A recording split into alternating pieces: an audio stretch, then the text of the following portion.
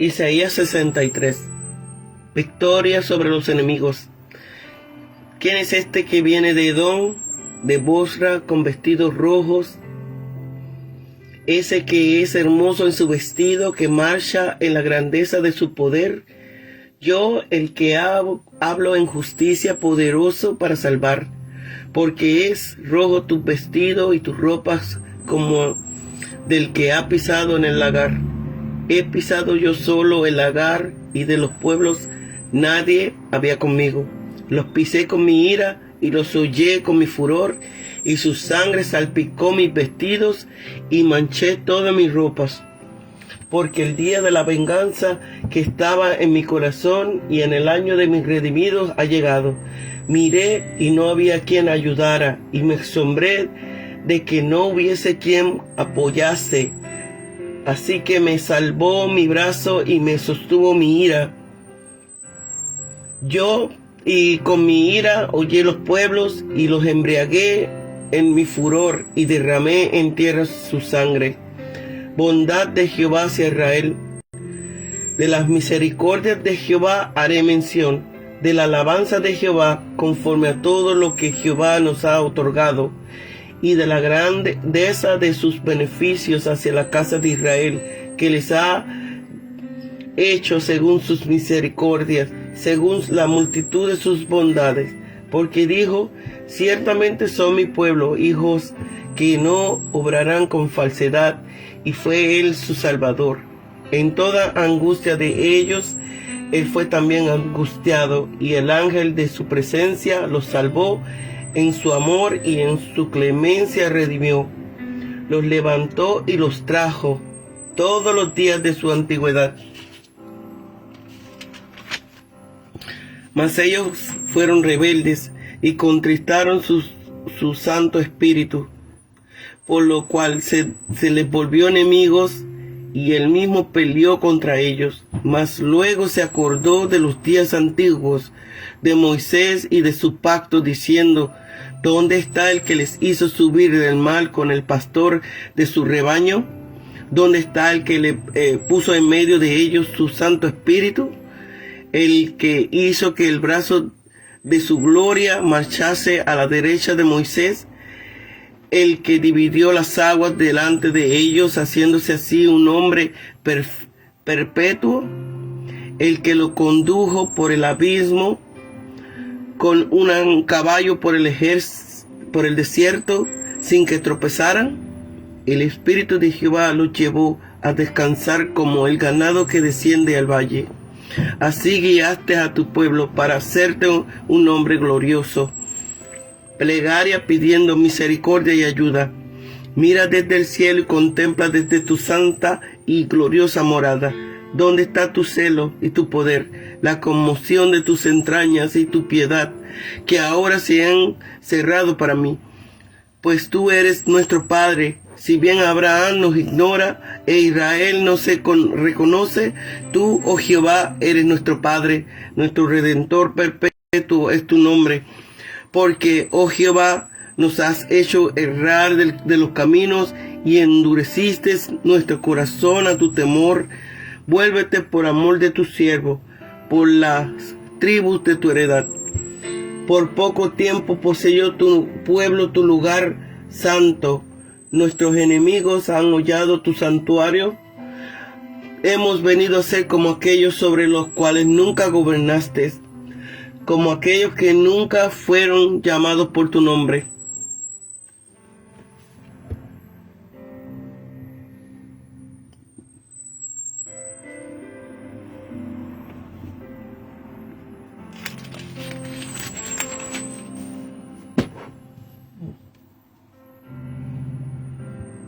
Viene de Edom. El profeta contempla en una visión el retorno del Mesías en triunfo, luego de vencer a sus enemigos, de los cuales Edom es un tipo. Viaja no agotado por el combate, sino en la grandeza de su poder, preparado para vencer todo poder opositor. Los edomitas son los que más se ensañaron con los israelitas, vencidos después de la destrucción de Jerusalén por Nabucodonosor. Esto aumentó el odio tradicional entre los ambos pueblos,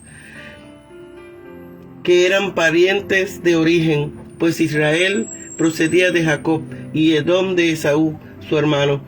Cuando los israelitas quisieron pasar por Edom, camino de Canaán, los edomitas se opusieron tenazmente, y esta fue la primera causa de la enemistad. Bosra, lugar de Edom, o Jebal, entre Petra y el Mar Muerto, que existe aún en ruina bajo el nombre diminuto de el Busaire. También este nombre tiene sentido simbólico, relacionado en hebreo con cortar los racimos de las viñas, vindemearé, de modo de Bosra. Así se convertirá en vendimia, la vendimia que Dios realiza con su ira cuando caiga a la nación de los edomitas y el resto de las naciones que han luchado contra él y contra su pueblo Israel, alegrándose con la destrucción de Jerusalén, ayudando a los que destruían la ciudad de Dios, poderoso para salvar. La persona que se está aproximando dice que es grande en palabra y en hecho. Él habla en justicia con el celo de su santidad, amenazando con juicio a los opresores y prometiendo salvación a los oprimidos. Así realiza poderosamente aquello que dice contra amenaza y promete. Él es grande por su fuerza militar para ayudar a los oprimidos en contra de sus opresores. Esto puede llevarnos a suponer que Él mismo es el mismo Dios de cuya boca de justicia procede el consuelo de la redención y cuyo santo y omnipotente brazo, lagar, donde se pisaban las uvas con los pies. El Mesías declara que ha estado pisando el lagar de la ira de Dios por su propio poder, sin ayuda humana, aplastado a sus obstinados enemigos, porque el día de la venganza estaba determinada y era el tiempo destinado para redimir su iglesia.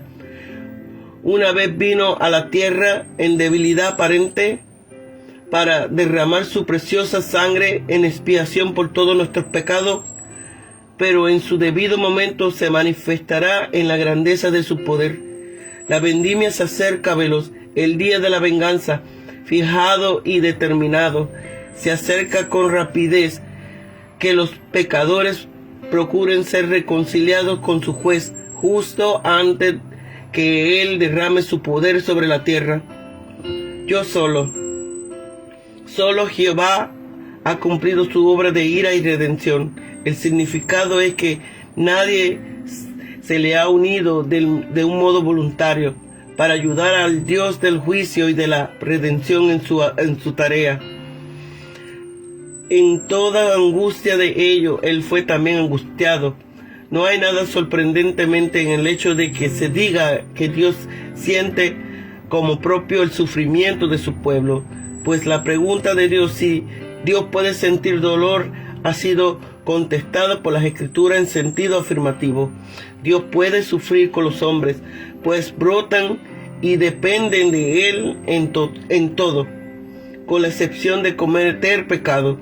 En cuanto a la posibilidad y fundamento de su vida, igual que un hombre puede sentir pena, aunque manteniéndose personal por encima de ella, así Dios siente pena, sin que su felicidad sea mermada. Y de esa manera sufre con su pueblo. La aflicción de los hombres se refleja en la propia vida de Dios, de manera que Él las comparte internamente. Ángel de su presencia. Así como la nube era un medio material, como un signo de la presencia revelada de Dios en medio del peligro, el ángel es un medio personal en el que Él habitaba, el nombre de Jehová, con el fin de manifestarse a sí mismo, en conexión con la preparación histórica de la venida de la salvación. El ángel era el medio de la obra preparatoria de Dios, en palabra y obra, a lo largo del Antiguo Testamento. Era la manifestación de aquel poder y gracia redentora que actualizaba en Israel las promesas de la alianza concebidas a Abraham. El unigénito Hijo de Padre se convierte en el ángel o el mensajero de su amor. Así los redimió y sustentó con ternura. Por ello murmuraron y resistieron a su Espíritu Santo, despreciando y perseguido a sus profetas, rechazando y crucificando al Mesías prometido. Brazo de su gloria, el poder majestuoso de Jehová, que se manifestaba a sí mismo en un modo excelso. Se llamaba aquí el brazo de su majestad, un antropomorfismo que debe entender de un modo digno de Dios, pues se dice que lo guió por la diestra de Moisés. El brazo que se hace visible por sus obras pertenece al Dios que es visible por su naturaleza, y el sentido de la frase es el poder activo de Moisés. No era propio de él en sí mismo, sino que era la omnipotencia sobrecogedora de Dios, por la cual actuaban por medio de él, dándole un poder sobrehumano. Solo en virtud de ese poder de Dios, la vara elevada y el brazo extendido de Moisés pudieron dividir el mar Rojo. Nombre perpetuo. El propósito absoluto de Dios se centra en sí mismo, pero Él es amor santo, de la manera que quererse a sí mismo. Él quiere al mismo tiempo la salvación de sus criaturas. Él se hace un nombre eterno, glorificándose de esta forma a sí mismo en esos memorables milagros de la redención que él realizó al liberar a su pueblo de Egipto. Ganado que desciende al valle, el Espíritu de Jehová llevó a Israel al descanso, es decir, a la tierra de Canaán, que fluye leche y miel, donde reposó y halló frescura tras una larga, fatigosa marcha por el arenoso desierto, como un rebaño que desciende a las desnudas montañas, a las torrentes y praderas del valle. El Espíritu de Jehová aparece así como líder, y de esa forma actúa a través de aquellos que lo acogieron y estuvieron iluminados e impulsados por él. A la cabeza del pueblo peregrino endureciste. La historia de Israel ha sido la historia de un juicio endurecimiento cada vez mayor, como una maldición que se vuelve sin cesar más profunda y que extiende su flujo cada vez más. La gran masa está perdida y ahora solo existe una posibilidad de liberación para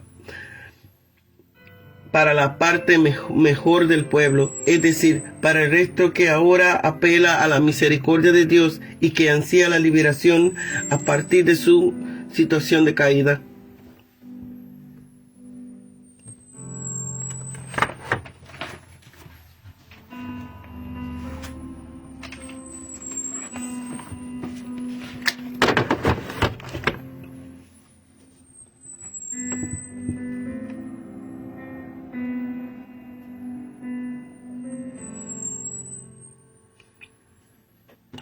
La oración del remanente. Ahora el profeta, hablando por el remanente que está en cautiverio, busca liberación de su penosa condición.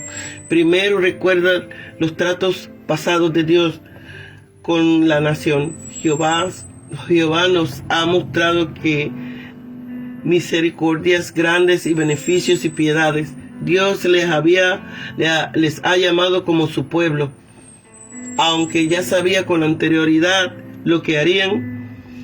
Aquí se les representa como considerando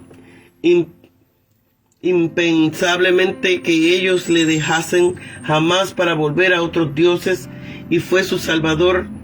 También fue su compañero en todas las pruebas, particularmente en toda su angustia en Egipto. El ángel, la misma palabra que mensajero, en su faz, esto es el mensaje, los salvó en su amor, clemencia, los redimidos de Egipto, y les cuidó en toda su jornada por el desierto. Y ellos respondieron a su amor con rebelión, por lo cual él llegó a serles enemigos, Pero aún recordando los días antiguos de Moisés, su generación surgiría la pregunta: ¿dónde está lo que hizo subir a Israel del Mar Rojo con Moisés y Aarón y con otros pastores?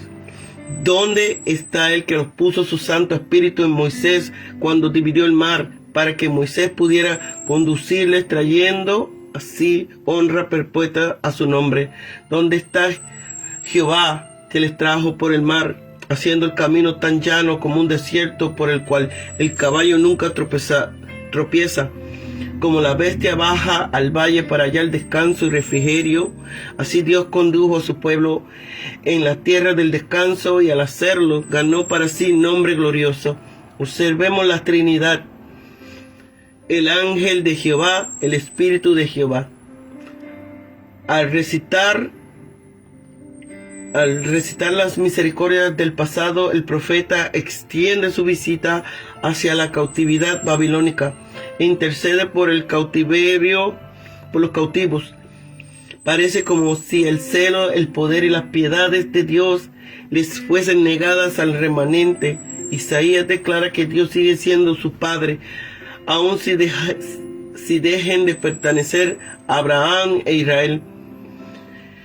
En el versículo 17 da la impresión de que el remanente está culpando a Jehová por su yerro, pero la verdad es que Dios solo endurece el corazón a los hombres cuando ellos ya lo han endurecido primero. Posiblemente el remanente está diciendo: ¿por qué no nos has permitido errar de tus caminos? A veces cuando Dios permite algo, se dice que Él lo hace. De cualquier modo, los cautivos claman a Jehová para que se vuelvan a ellos en gracia. Israel había poseído la tierra por solo un breve espacio de tiempo, y ahora el santuario yace en ruinas, y los israelitas y el pueblo de Dios han venido a ser como las otras naciones que nunca han tenido pacto con el Señor.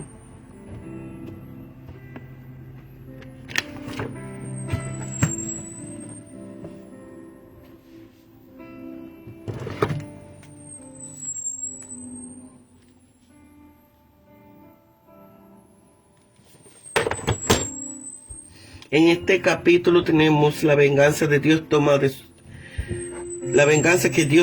de sus enemigos, la gratitud y el reconocimiento.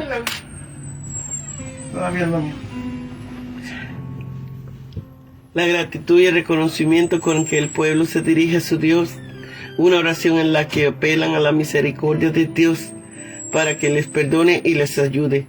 Tenemos aquí la victoria de Jehová sobre los enemigos. Este es el día de la venganza de nuestro Dios. Basta comparar la frase. Estos versículos son lugares como Apocalipsis 14, 19, para percatarse de esta victoria. La obtiene Jehová mediante su siervo Mesías. Como dice, parece increíble que tanto los padres de las iglesias como los teólogos de la Reforma, amén de muchos expositores modernos, hayan podido ver aquí el anuncio de la obra de Cristo. Pues no consideren más que frases aisladas. Basta notar que la sangre que tiñe los vestidos del vencedor no es la suya propia aquí, sino la de los enemigos. El capítulo comienza con preguntas retóricas del profeta. Edom representa aquí a los países de tiranía y opresión.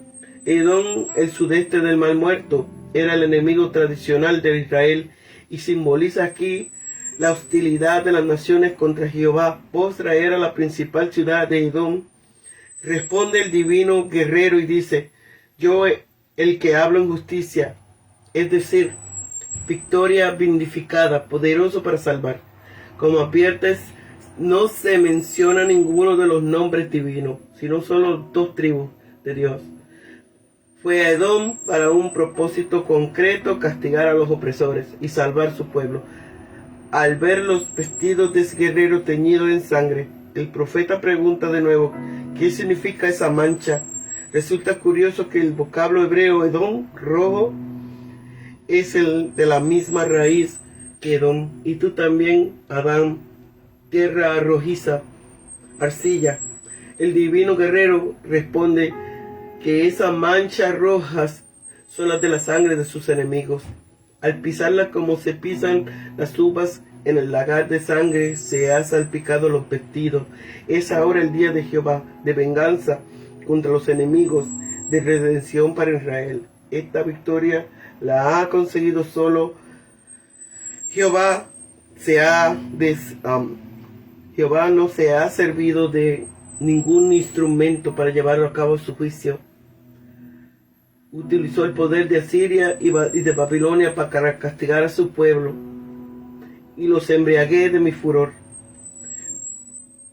Lo de pisar encaja bien en lo de pisar el lagar del versículo 3, y así lo traen todas las versiones.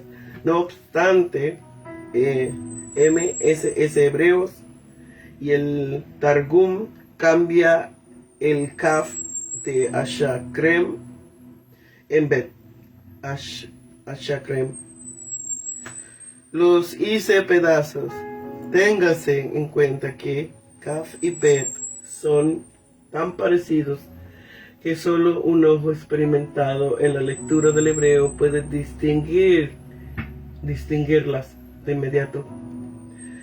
En estos versículos, el profeta, en nombre del pueblo, hace una fervorosa confesión de la misericordia de Jehová y de la rebeldía de Israel. Tenemos primero un reconocimiento agradecido de la misericordia de Jehová. Tan abundantes son las fuentes de la misericordia divina que emplea el plural al mencionar las alabanzas de Jehová. Son los muchos actos dignos de alabanza que Dios ha llevado a cabo de su pueblo. La misericordia amorosa de Dios es tan copiosa porque Dios es amor. Conforme a su propia naturaleza, obra cuando obra con amor. Dios se convirtió a ellos y los salvó desde el principio. Esperaba que les serían leales.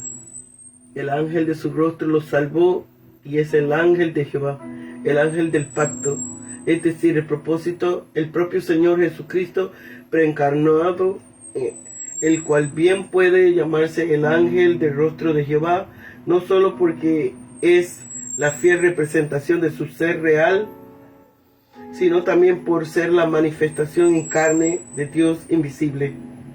Especialmente conmovedora es la frase que encabeza el versículo. En toda angustia de ellos, Él fue también angustiado. Dios mismo, por decirlo así, participa en los sufrimientos de su pueblo. Es cierto que el actual texto masorético dice: en toda angustia de ellos. Él no fue adversario. Pero el adverbio no lleva encima una asterisco, como advirtiéndole que en lugar de Aleph podían haber un Bau, con la que en lugar de no sería para él, angustia para él.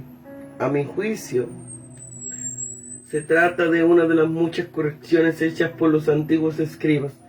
Por una falsa reverencia, cambiaron el Bau en Aleph.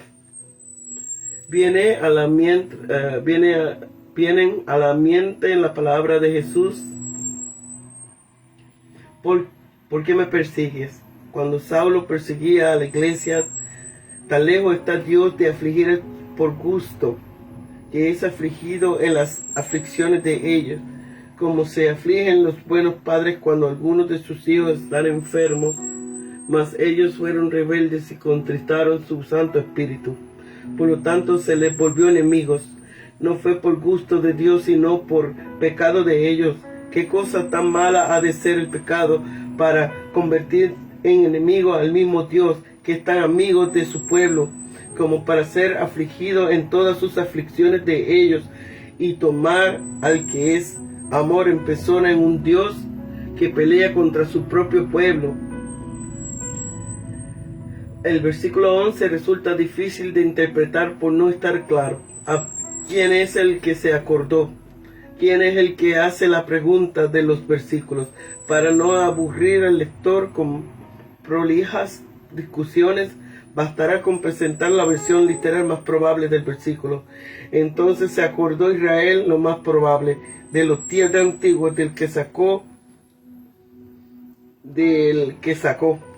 Moshe, el nombre hebreo de Moisés, a su pueblo, diciendo: ¿dónde está el que hizo subir del mar el pastor, es decir, Moisés, Aarón y de su rebaño? ¿Dónde el que puso en medio de ellos su Santo Espíritu? Los versículos 12 y 13 muestran claramente que Moisés y Aarón fue pastor de Israel.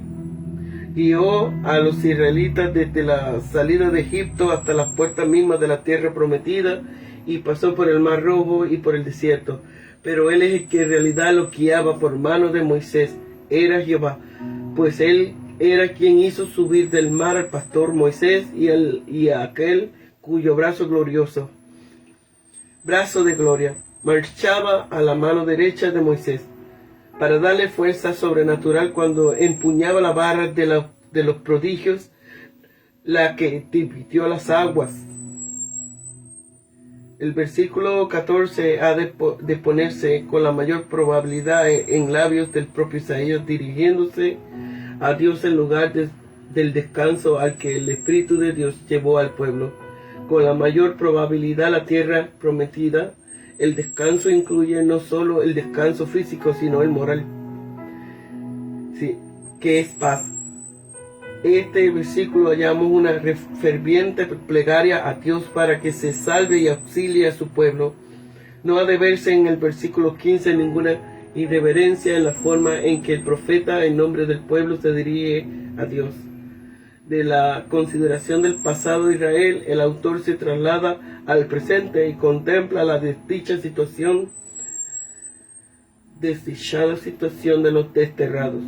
Apunta delicadamente las quejas de que Dios está demasiado lejos para ocuparse de su pueblo, y recuerda a Dios que a pesar de todas las rebeldías de Israel, sigue siendo no solo el redentor perpetuo del pueblo, sino también Padre, y por tanto no pueden desentenderse de sus hijos, ya que su progenitor, según la carne, Abraham y Jacob, yacen en sus sepulcros sin cuidarse de sus descendientes. De los buenos padres terrenales podrán decirse que siempre aman, pero no se puede decir que siempre viven. Solo Dios es nuestro Padre amante e inmortal. La misma queja tierna se expresa en los versículos 17 al 19 de tres formas diferentes, pero complementarias. Se queja de que el mismo Jehová le hizo extraviarse de su camino y endureció el corazón de ellos para no temerle. Esto es presentarle la debida adoración. Los sufrimientos de Israel infligidos por Dios son en sí mismos un obstáculo para volver a las sendas de la justicia y de la rectitud. Y es implorando a Dios para que se reconcilie con su pueblo. Si no es en atención a ellos, que lo haga en atención a sus antepasados. A eso viene la mención de las tribus de su heredad. Se queja también de que han sido entregados en manos de los enemigos de Israel y de Dios, de forma que un pueblo santo ha visto pisoteado por extranjeros su lugar santo. Por poco tiempo poseyó el santuario. Tu pueblo, nuestros enemigos, han hollado tu santuario. No se quejan aquí de que los enemigos hayan destruido sus hogares y sus ciudades, sino de que han pisoteado el templo. Aunque tuvieron santuario primero, el tabernáculo después, el templo durante más de 7 siglos, eso les parece poco tiempo de comparación con la promesa hecha a Abraham de que le habían de poseer la tierra de Canaán a perpetuidad. Se queja finalmente de que al ser el pueblo de Dios en realidad parece como si Israel no fuese ya una teocracia y el país estuviese debajo de la mano de Dios, hecho semejante a las demás naciones del mundo, en lo que Dios ejerce un control remoto sin cuidarse especialmente de los intereses del pueblo. ¿Habrá cesado Israel de ser el pueblo elegido de Dios? Con esto se insinúa que la inacción de Dios podría poner en peligro su reputación. Solo queda por hacer notar que la Biblia hebrea añade al versículo 19 de este capítulo, el versículo 1 del capítulo siguiente, mientras que lo hacen una partición con lo que el texto quedan como aparente en nuestras versiones. Y es con razón, como lo demanda el sentido, más afín con lo que sigue, la teofanía divina, que con lo que procede